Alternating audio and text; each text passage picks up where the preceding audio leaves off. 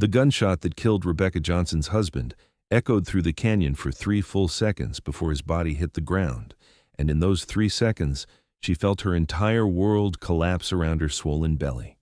It was August 1876 in Salida, Colorado, a small mining town nestled in the Arkansas River Valley, where the mountains rose up like cathedral walls on every side. The summer heat pressed down on the dirt streets, and dust devils spun between the wooden buildings that lined the main thoroughfare.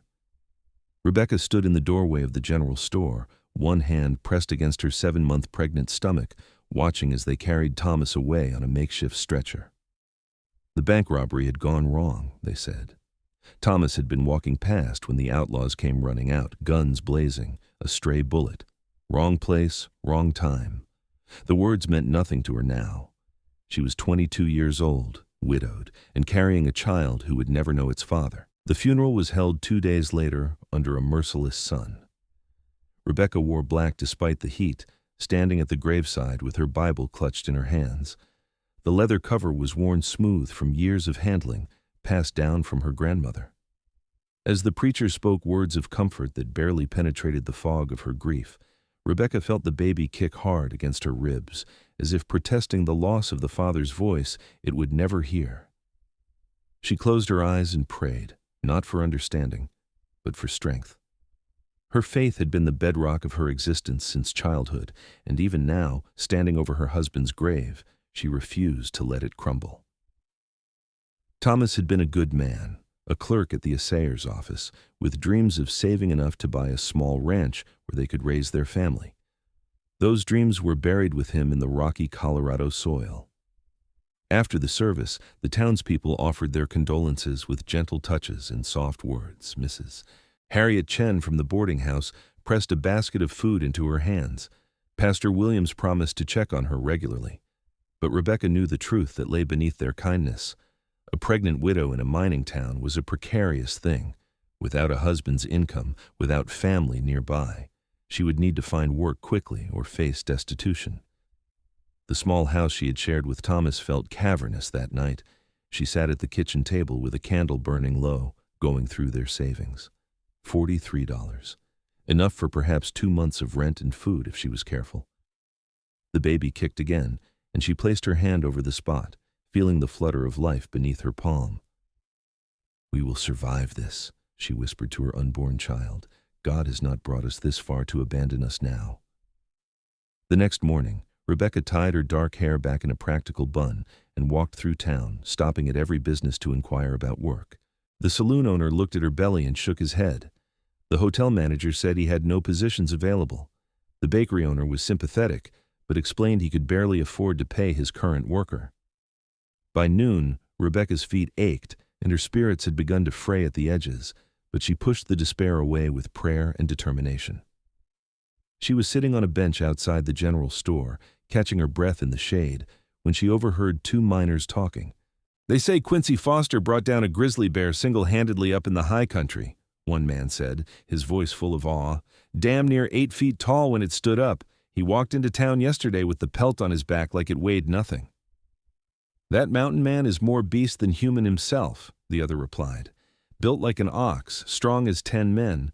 Lives up there in the mountains by himself, only comes to town every few months for supplies. Strange fellow, but I would not want to cross him." Rebecca paid little attention to the gossip. Mountain men were a common sight in Colorado, rough individuals who preferred the wilderness to civilization. She had more pressing concerns than local legends.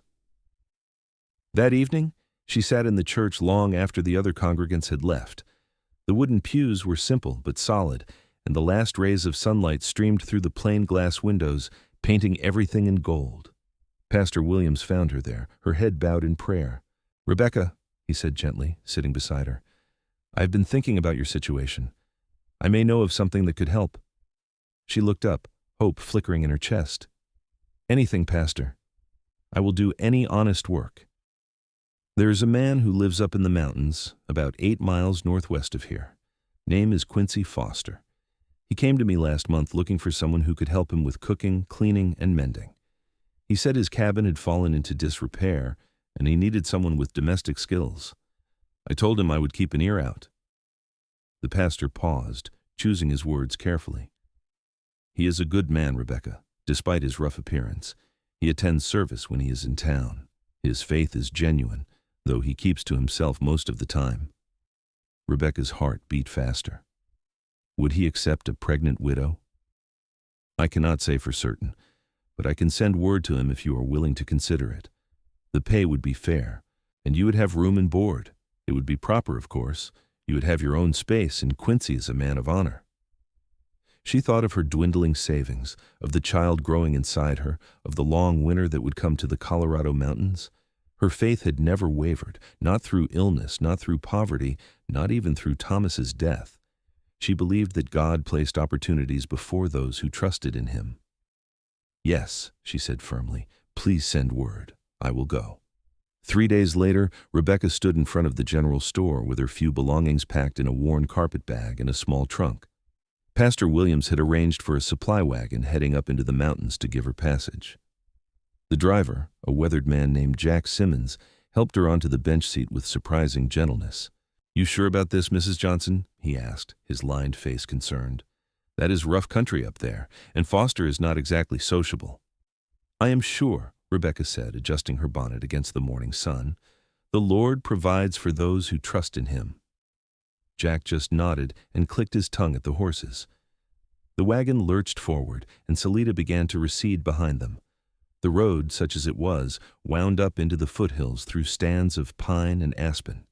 The air grew thinner and cooler as they climbed, and Rebecca found herself breathing deeply of the clean mountain scent. Despite her circumstances, she felt a strange sense of peace settling over her. The mountains rose around them like protective walls, their peaks still touched with snow even in late August.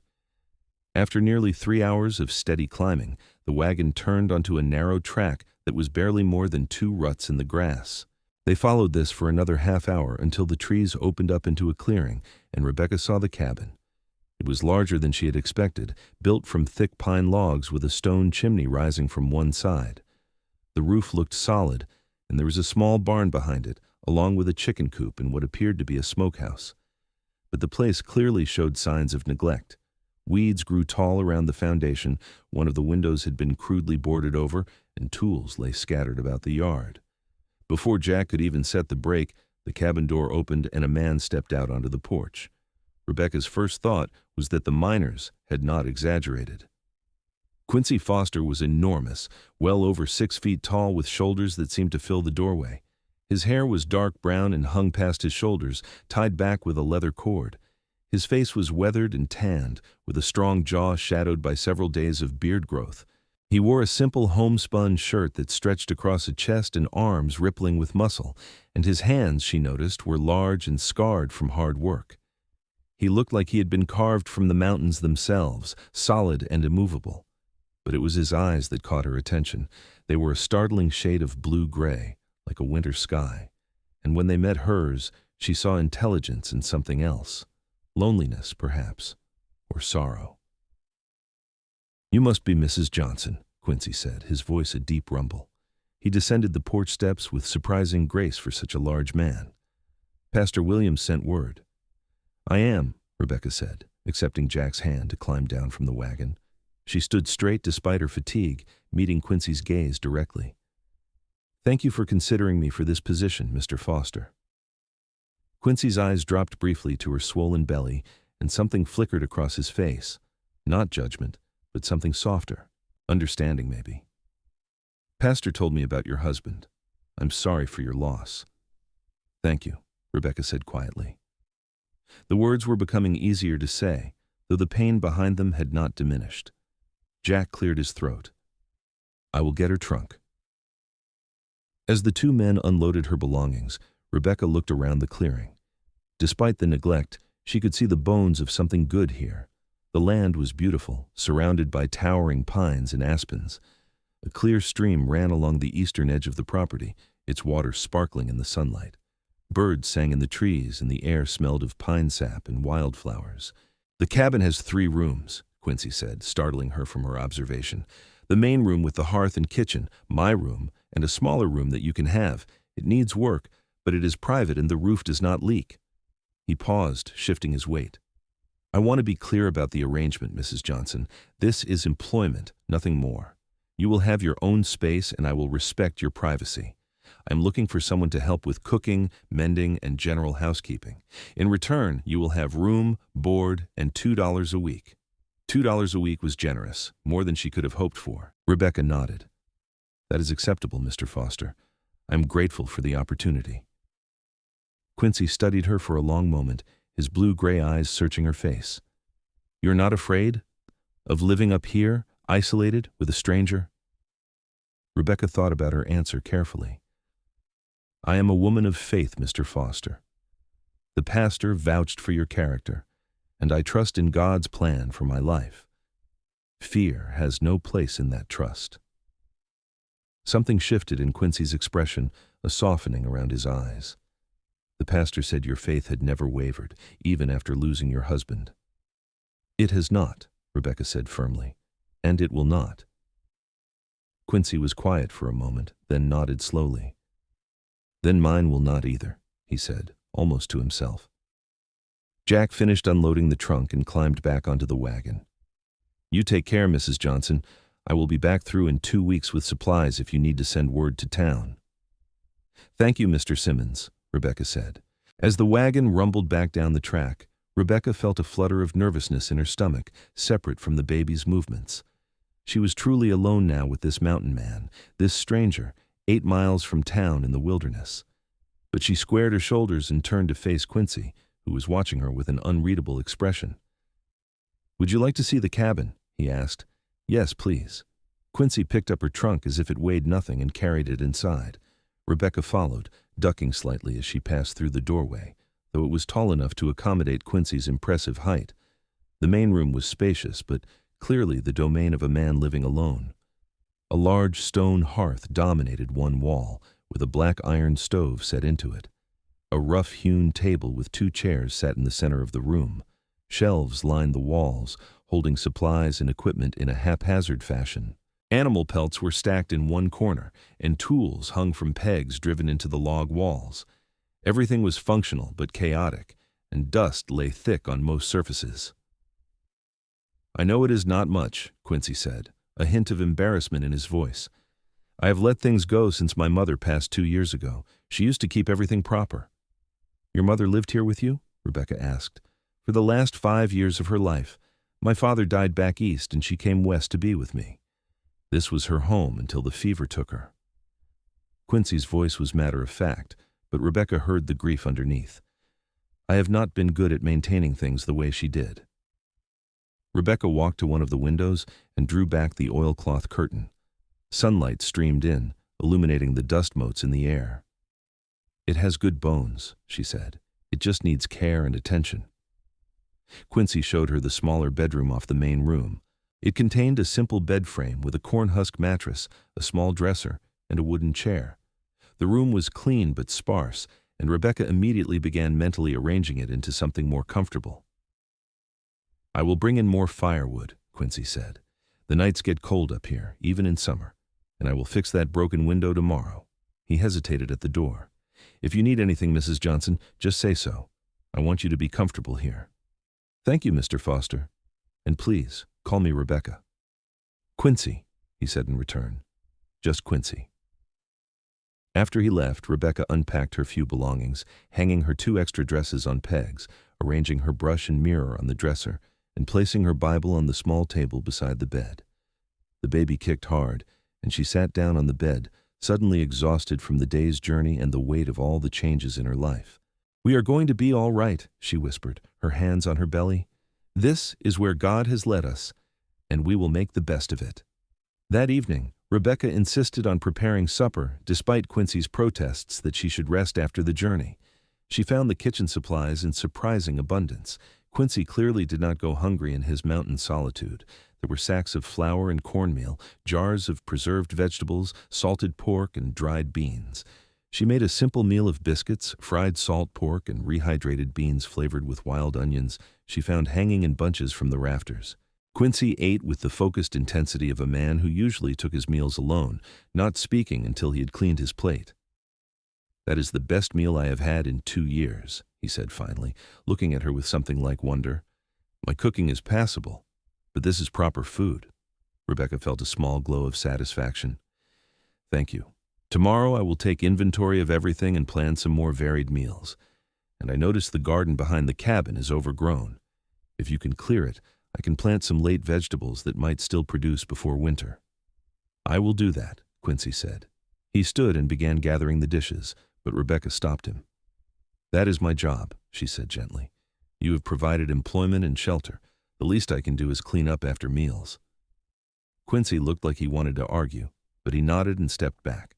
As Rebecca washed the dishes in a basin of heated water, she felt his eyes on her, not in an improper way, but with curiosity and something else she could not quite identify.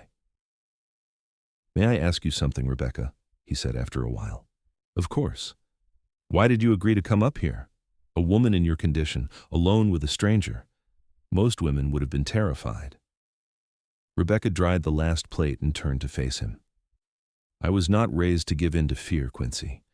My grandmother used to say that faith and fear cannot occupy the same space in a heart. When Thomas died, I had a choice. I could let fear consume me, or I could trust that God had a plan and would provide for me and my child. The pastor spoke highly of you. The position was an answer to prayer. It would have been faithless of me to refuse it. Quincy was quiet for a long moment, his blue-gray eyes fixed on her face. Your faith is remarkable, he said finally. I wish mine was as strong. Faith is not about strength, Rebecca said. It is about trust. And trust is something you choose every day, sometimes every hour. Is that how you are managing your grief? Quincy asked softly. By choosing trust every hour? Rebecca felt tears prick her eyes, the first she had shed since the funeral. Yes, she whispered. Some hours are harder than others. Quincy stood abruptly, as if uncomfortable with the emotion in the room. I will bring in more firewood. The nights are cold. After he left, Rebecca sat at the table and allowed herself a few quiet tears. But then she dried her eyes, opened her Bible, and read by candlelight until her eyes grew heavy. When she finally lay down in the narrow bed in her small room, she felt the baby move beneath her hands and whispered a prayer of thanksgiving for this unexpected shelter, this strange sanctuary in the mountains. The next few days fell into a pattern. Rebecca woke early and prepared breakfast, while Quincy went out to tend to his traps and check on the small herd of horses he kept in a meadow about a mile away. He returned mid-morning, and they would eat together, their conversation stilted at first, but gradually becoming easier. Then, Quincy would work on the various repair projects around the cabin, while Rebecca cleaned, mended, and organized the chaos of his household. She discovered that Quincy was a man of few words but deep thoughtfulness. He would disappear into his work for hours, his powerful frame moving with surprising grace as he swung an axe or hammered nails. But sometimes she would catch him watching her, a puzzled expression on his face, as if he could not quite figure out what to make of her. On the fourth day, Rebecca was scrubbing the wooden floor of the main room when she felt a sharp pain low in her back. She straightened with a gasp, one hand pressed to her spine. Quincy was through the door in an instant. "What is wrong?" His voice was sharp with concern. "Nothing serious," Rebecca said, though her face had gone pale. "Just my back. The baby is getting heavy." Without a word, Quincy crossed the room and pulled out one of the chairs. "Sit," he ordered gently. "You should not be on your hands and knees scrubbing floors in your condition." "I am perfectly capable of working," Rebecca protested, but she sat down anyway because the pain was not subsiding as quickly as she wanted. Quincy disappeared into his room and returned with a folded quilt. "Lie down on the bed and put this under your lower back. It is what my mother used to do when her back pained her." Rebecca wanted to refuse, to insist that she was fine, but the concern in his eyes stopped her. She went to her room and did as he suggested, and within minutes, the pain began to ease. She lay there, staring at the ceiling, feeling frustrated with her body's limitations and grateful for Quincy's unexpected kindness. A few minutes later, there was a soft knock on her door. "Rebecca, may I come in?" "Yes." Quincy entered, ducking his head to clear the doorframe. He held a cup of something steaming. "Raspberry leaf tea. My mother swore by it when she was helping the women in our settlement back east with their pregnancies. She said it helped with the pains." Rebecca struggled to sit up, and Quincy moved forward automatically, his large hand gentle on her shoulder as he helped her into a sitting position. His touch was brief but steadying, and Rebecca felt a strange flutter in her chest that had nothing to do with the baby. "Thank you," she said, taking the cup. The tea was hot and slightly sweet. "You're very kind, Quincy." He shrugged, uncomfortable with the praise. "My mother taught me that there is no weakness in kindness, only strength." He paused, then added, "You should rest today. The floor can wait." "But I am here to work," Rebecca protested. "And you have worked harder in 4 days than I have seen any woman work in months. 1 day of rest will not change our arrangement." His tone brooked no argument. After he left, Rebecca sipped the tea and felt the tension in her body slowly release. She had been pushing herself too hard, she knew, trying to prove her worth, trying to earn her place. But maybe Quincy was right. Maybe trust also meant trusting that she did not have to earn God's provision through exhausting herself. That evening, Quincy surprised her by preparing supper himself. It was simple fare, venison steaks grilled over the fire with some of her biscuits from the morning, but the gesture touched her deeply. "You did not have to do this," she said as they sat down to eat. "Neither did you have to scrub yourself into exhaustion," Quincy replied, a hint of humor in his voice. "I figure we are even now." Rebecca smiled, the first genuine smile she had felt since before Thomas's death. "Fair enough." As they ate, Quincy asked about her life before Salida, and Rebecca found herself talking more freely than she had in weeks. She told him about growing up in Missouri, the daughter of a schoolteacher and a seamstress, about how she had met Thomas at a church social, how he had courted her with quiet determination, how they had married and moved west with dreams of building a life together. "He was a good man," she said, her voice steady, not exciting or adventurous, but good and steady. "He loved me, and he was excited about the baby. That is more than many women have." "You miss him," Quincy said. It was not a question. "I do. But I also know that grief is not meant to consume us. It is meant to honor what we have lost and then allow us to continue living." She paused, meeting his eyes. "What about you, Quincy? Have you lost someone beyond your mother?" His expression shuddered, and for a moment she thought he would not answer. Then he sighed, a deep sound that seemed to come from his boots. "Yes, a long time ago. Her name was Sarah. We were going to be married back in Pennsylvania, but she died of cholera the winter before our wedding." "I am sorry," Rebecca said softly. "It was 10 years ago. I came west after that, could not bear to stay where everything reminded me of her. Ended up in these mountains and found I preferred the solitude to the company of people who pitied me." He looked at her directly. "But I will admit, these past few days have been less lonely than I expected." Something passed between them in that moment, a recognition of shared sorrow and unexpected companionship. Rebecca felt her heart squeeze in her chest, not with grief this time, but with something warmer and more complicated. The days turned into weeks, and summer began its slow slide toward autumn. Rebecca's belly grew heavier, and the baby became more active, kicking and turning at all hours. Quincy had relaxed his insistence that she rest completely, but he watched her carefully and would not allow her to do anything too strenuous. He fixed the broken window in the cabin, cleared and replanted the garden, repaired the chicken coop, and began cutting firewood for the winter with a focused intensity that spoke of his determination to provide for his small household. They fell into an easy rhythm, their conversations growing longer and more personal. Quincy told her about his childhood in Pennsylvania, his father's blacksmith shop, his decision to become a trapper and mountain man. Rebecca shared stories of her own childhood, her grandmother's faith, her dreams for her child's future. One evening in mid-September, they sat on the porch together watching the sun set behind the mountains.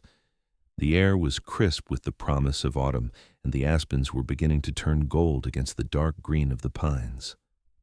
"I was wrong about solitude," Quincy said suddenly. Rebecca turned to look at him. "What do you mean?"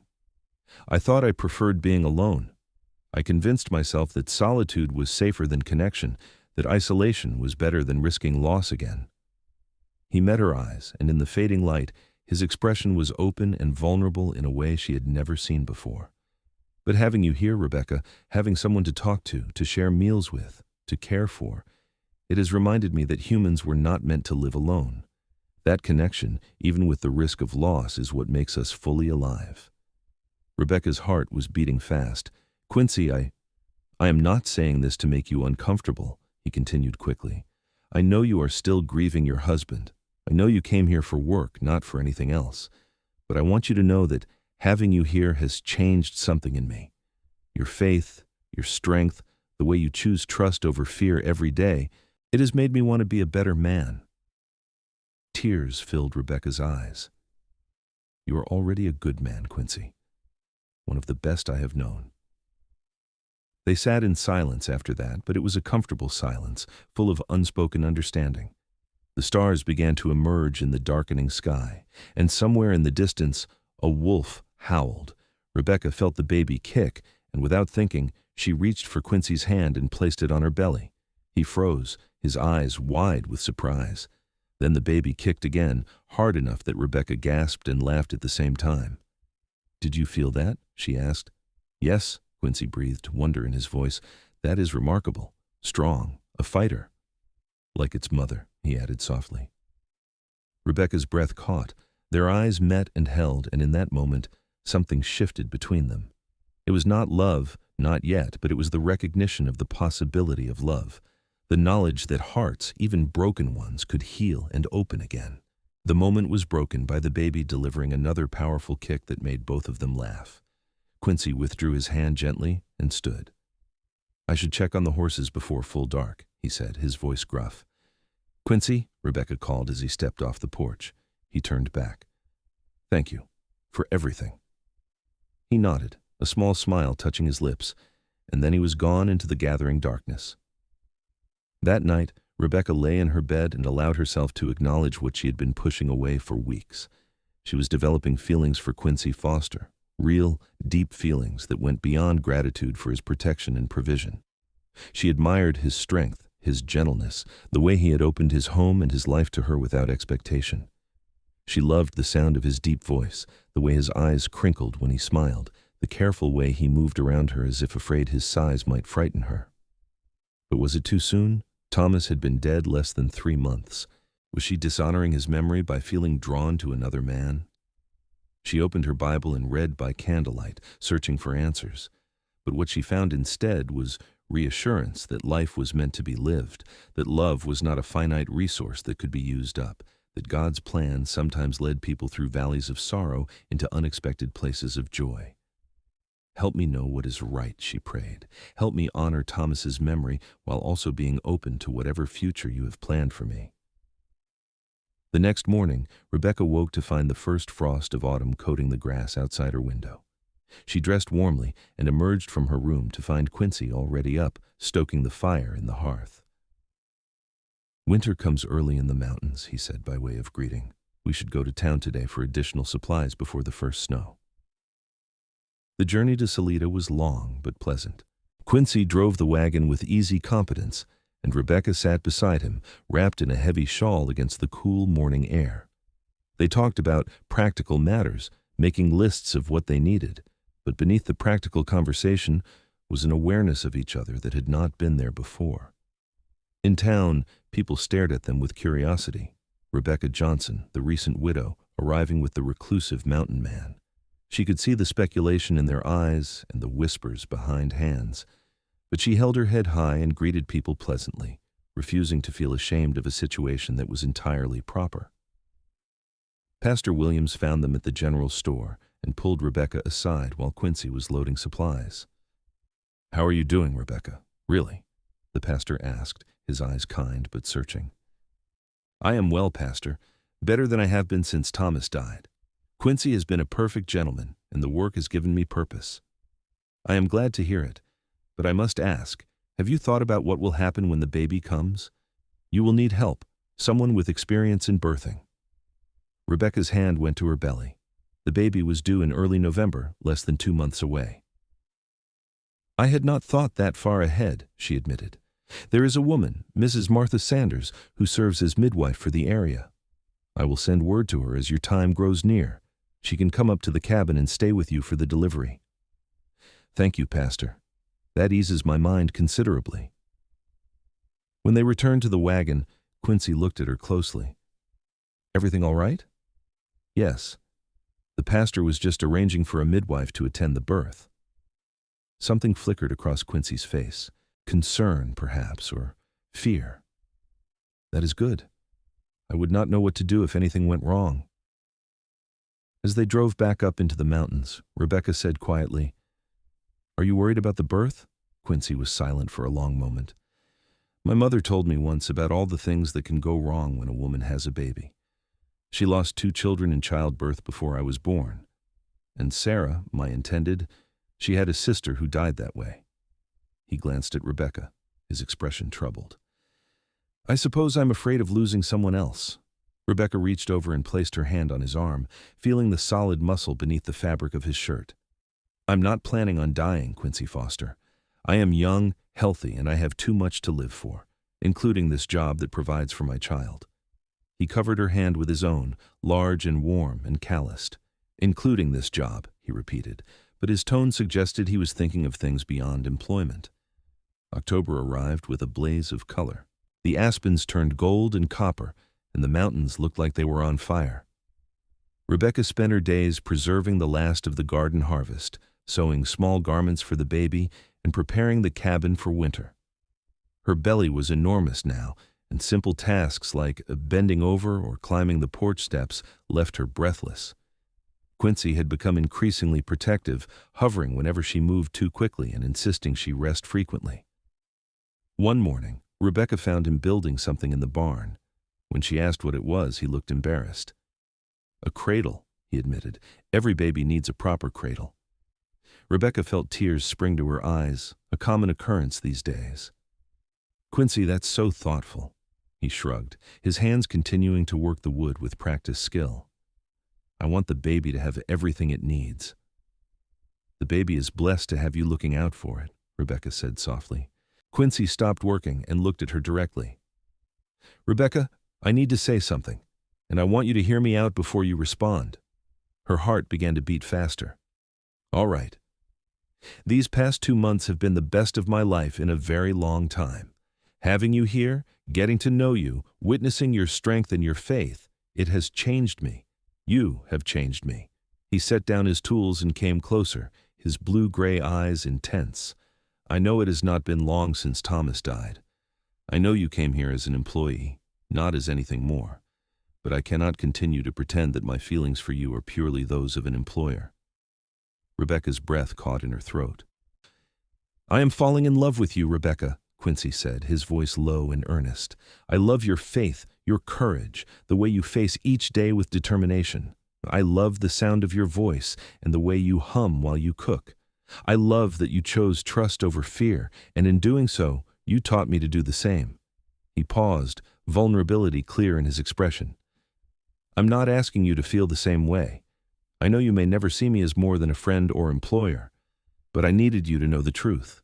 Rebecca felt tears streaming down her face. Her heart was a tumult of emotions, grief and joy and fear and hope, all tangled together. "Quincy, You do not have to say anything," he interrupted gently. "I just needed you to know." "No," Rebecca said firmly, wiping her tears. "I do need to say something. I need you to know that you are not alone in your feelings." She took a shaky breath.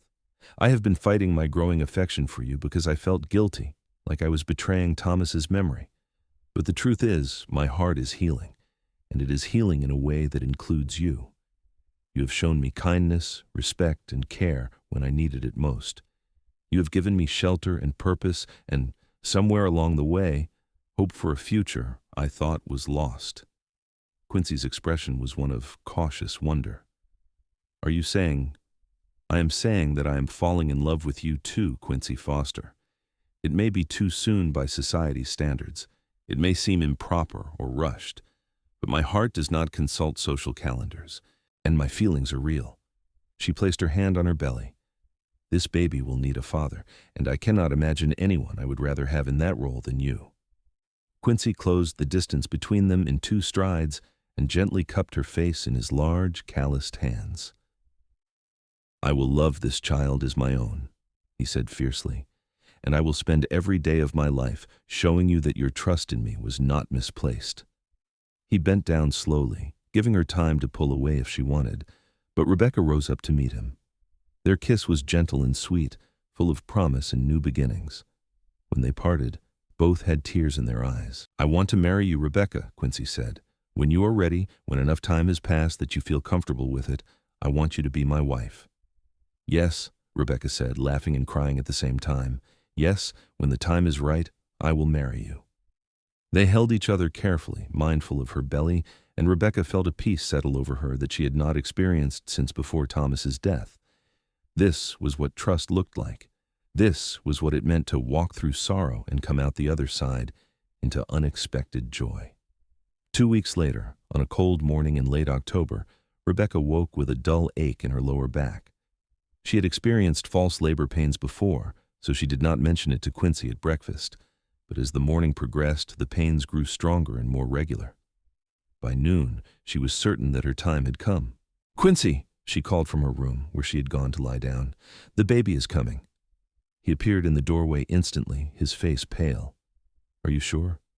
"Very sure. You need to ride to town and fetch Mrs. Sanders, the midwife." Quincy looked torn, clearly unwilling to leave her. "I should stay with you." "I will be fine for a few hours. This is my first baby.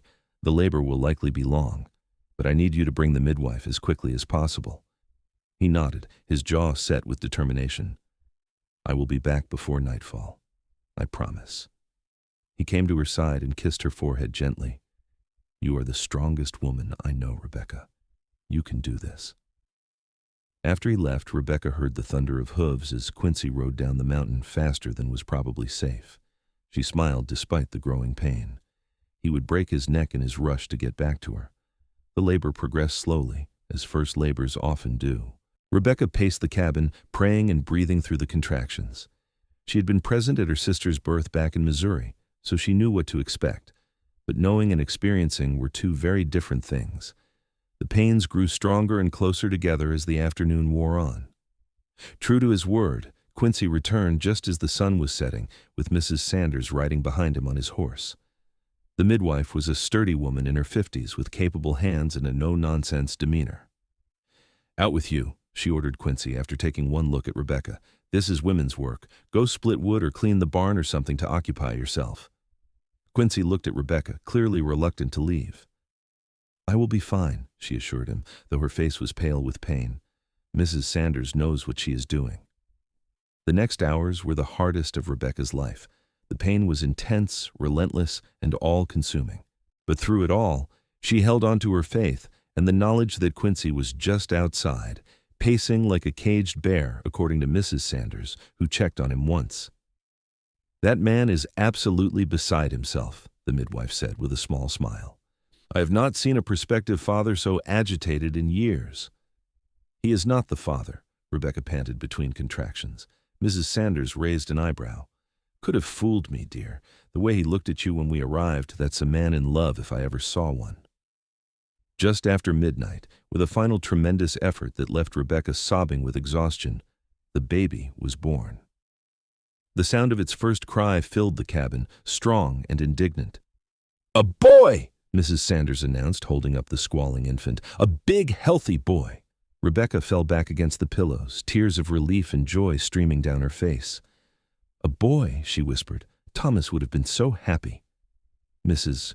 Sanders cleaned the baby expertly and wrapped him in soft flannel before placing him in Rebecca's arms. He was perfect, with a full head of dark hair and eyes that would likely be brown like his father's. Rebecca counted his fingers and toes, marveling at the miracle of this small life. "Can Quincy come in?" she asked. Mrs. Sanders smiled. "I will fetch him before he wears a hole in your porch." Quincy entered the room tentatively, his eyes going immediately to Rebecca. "Are you all right?" His voice was rough with emotion. "I'm fine, we both are. Come meet him." Quincy approached the bed slowly, his eyes wide with wonder as he looked at the baby. "He is so small. He's actually quite large for a newborn," Mrs. Sanders said cheerfully. 9 pounds if he is an ounce.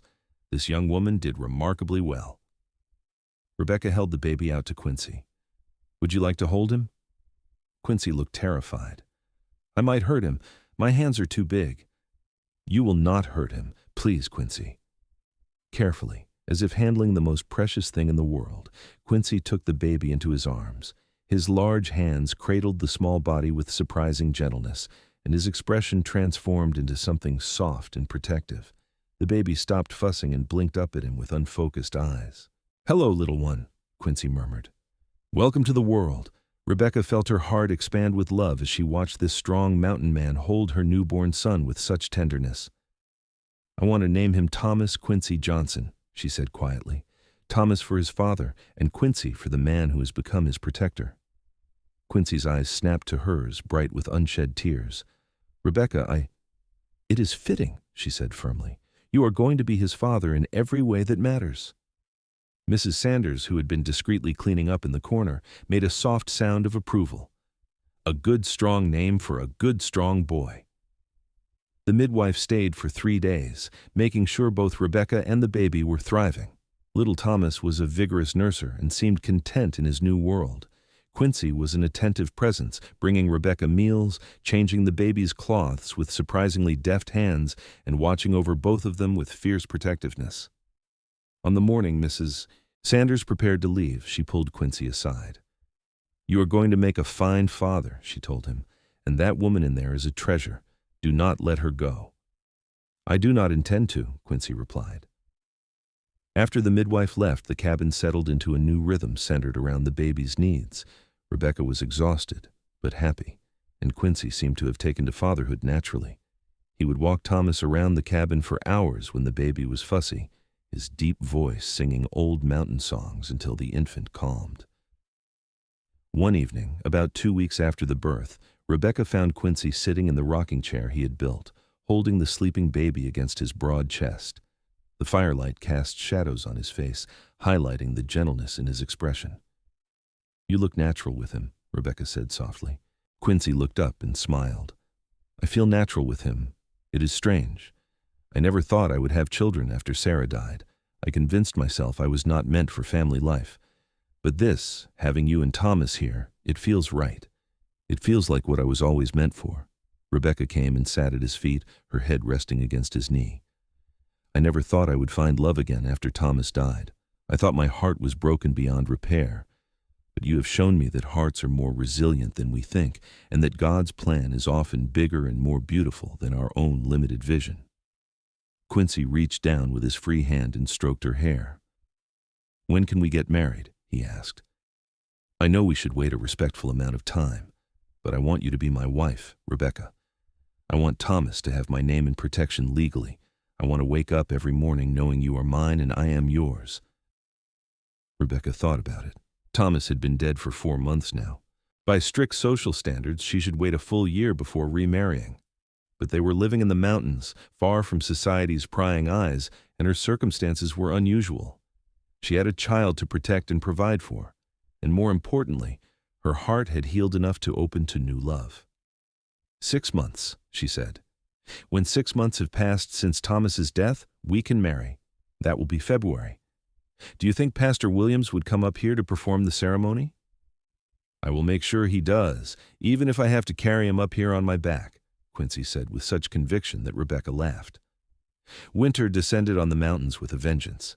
Snow fell in heavy blankets, covering the clearing in white and transforming the cabin into a cozy fortress against the cold. Quincy had prepared well, and they had plenty of firewood, preserved food, and supplies to last until spring. The 3 of them settled into domestic life with surprising ease. Rebecca continued to manage the household, though her responsibilities now included caring for Thomas, who grew more alert and active every day. Quincy hunted and trapped, bringing in fresh meat and furs that would provide income when spring came. In the evenings, they would sit by the fire together, Quincy often holding Thomas while Rebecca sewed or read aloud from her Bible. On Christmas Day, Quincy surprised Rebecca with a gift. It was a delicate wooden box he had carved himself, decorated with intricate designs of mountains and trees. Inside was a simple gold band. "It was my mother's," he explained. "I want you to have it when we marry. I know it is not fancy, but it would mean a lot to me if you would wear it." Rebecca held the ring carefully, touched beyond words. "It is perfect, Quincy. I will treasure it always." He pulled out another box, smaller, and opened it to reveal a tiny wooden horse, beautifully carved and polished smooth. "For Thomas, when he is old enough to play with it. Every boy needs a good horse." Rebecca threw her arms around Quincy's neck, careful not to jostle the baby sleeping in her lap. "You are the best man I have ever known," she whispered. January was bitterly cold, but the cabin remained warm and comfortable. Quincy had built a proper cradle for Thomas as promised, and the baby slept peacefully in it beside Rebecca's bed. The child was thriving, growing plump and healthy on his mother's milk, and beginning to smile and coo when spoken to.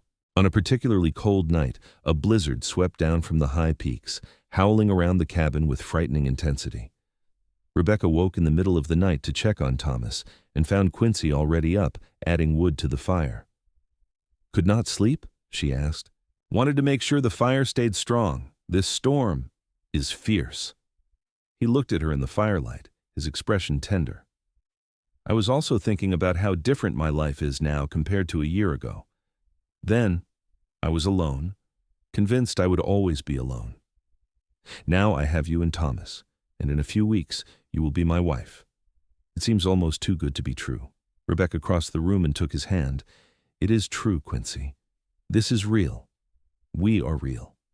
And nothing, not storms or snow or anything else, can change that." He pulled her close, wrapping his arms around her carefully. "I love you, Rebecca, more than I ever thought I could love anyone." "I love you too," she whispered against his chest, "and I am grateful every day that God led me to you." They stood there together in the firelight, holding each other while the storm raged outside and their baby slept peacefully nearby. It was a moment of perfect contentment, a recognition that they had found in each other something rare and precious. February arrived, and with it, the long-awaited wedding day.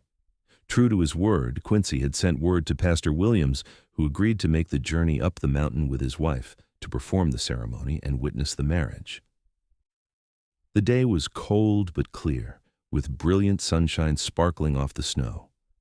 Rebecca wore her best dress, a deep blue calico that brought out the color of her eyes and pinned up her dark hair with care. She held Thomas, who was dressed in a little white gown she had sewn especially for the occasion. Quincy wore his best clothes, his long hair brushed back and tied neatly, his face freshly shaved. He stood on the porch waiting for the pastor, and when he saw Rebecca emerge from her room, his breath caught. "You are beautiful," he said simply. Pastor Williams and his wife arrived mid-morning, their wagon loaded with supplies they had brought as wedding gifts. The ceremony was held in front of the hearth, with Mrs. Williams holding baby Thomas so that Rebecca and Quincy could join hands. "Dearly beloved," Pastor Williams began, and Rebecca felt tears prick her eyes. This was really happening. She was marrying this good, strong man who had given her shelter and purpose and, ultimately, love. When it came time for the vows, Quincy spoke first, his deep voice steady and sure. "Rebecca, when you came into my life, you brought light into darkness. You taught me that faith is not about never being afraid, but about trusting even when we are afraid. You showed me that love is not a weakness, but the greatest strength we possess. I promise to love you, honor you, protect you, and cherish you all the days of my life. I promise to be a father to Thomas and any other children we may have. I promise that my faith will not waver, because yours never did." Rebecca was crying openly now. "Quincy, you gave me shelter when I had nowhere to go. You gave me purpose when I felt lost. You showed me that my heart could heal and love again. I promise to love you with all that I am. I promise to trust in God's plan for our lives together. I promise to stand beside you through whatever comes, in faith and in love. You are a good man, the best man, and I am honored to become your wife." Pastor Williams smiled as he pronounced them husband and wife. "You may kiss your bride." Quincy cupped Rebecca's face gently in his hands and kissed her with such tenderness that Mrs. Williams sniffled into her handkerchief. When they parted, both were smiling through their tears. "I present to you Mr. and Mrs. Quincy Foster," the pastor announced. The rest of the day was spent in celebration. Mrs. Williams had brought a wedding cake, small but beautifully decorated. They shared a meal together, and Pastor Williams regaled them with stories of other weddings he had performed in his years of ministry. As evening approached, the pastor and his wife prepared to head back to town, anxious to make it down the mountain before dark. "Be happy," Pastor Williams told them at the door. "You have both suffered loss and found new life together. That is a beautiful thing, a testimony to God's grace and provision." After they left, Rebecca and Quincy stood together on the porch, watching the wagon disappear down the track. Thomas was asleep in his cradle inside, and for the first time, they were truly alone as husband and wife. Mrs. Foster, Quincy said, testing out the name. Mr. Foster, Rebecca replied with a smile. He swept her up into his arms, and she laughed in surprise. What are you doing?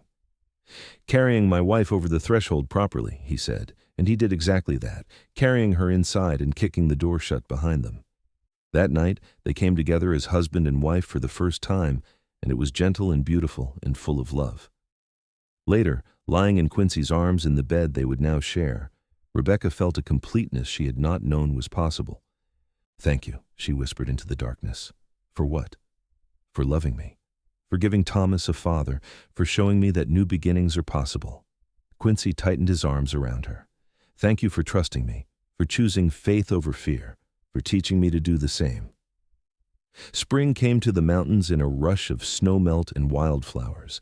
The aspens budded green, and the meadows exploded with color. Quincy began preparing the land for a larger garden, and Rebecca made plans for expanding the chicken coop. Thomas was sitting up now, laughing and babbling, his brown eyes bright with curiosity about his world. One morning in April, as Rebecca was hanging laundry to dry in the warm breeze, she realized her monthly courses had not come. A flutter of excitement mixed with nervousness filled her chest. She waited a few more weeks to be sure, and when the signs became unmistakable, she knew. She was pregnant again. That evening, after putting Thomas to bed, Rebecca took Quincy's hand and placed it on her still flat stomach. We are going to have a baby, she said softly. Quincy's eyes widened with shock and then lit up with pure joy. Truly, truly, I think it will be born around December. He let out a whoop of happiness and lifted her into his arms, spinning her around carefully. Another child. Rebecca, this is wonderful. You're happy? She asked, though his expression made the answer obvious. Happy does not begin to describe it. You have given me everything I never knew I wanted, a wife, a son, and now another child on the way. I am the most blessed man alive. The summer was full and rich. Quincy worked the land, expanding their small homestead with plans for the future. Rebecca tended the garden, cared for Thomas, and prepared for the new baby. Her pregnancy this time felt different, perhaps because she was not grieving and alone, but surrounded by love and security. In July, a traveling preacher came through and stopped at the cabin. Over supper, Quincy asked about having Thomas officially adopted and given the Foster name. It can be done, the preacher said. You will need to file papers with the territorial court, but given that the boy's father is deceased and you are married to his mother, it should be a straightforward process. The next time they went to town, Quincy filed the necessary paperwork.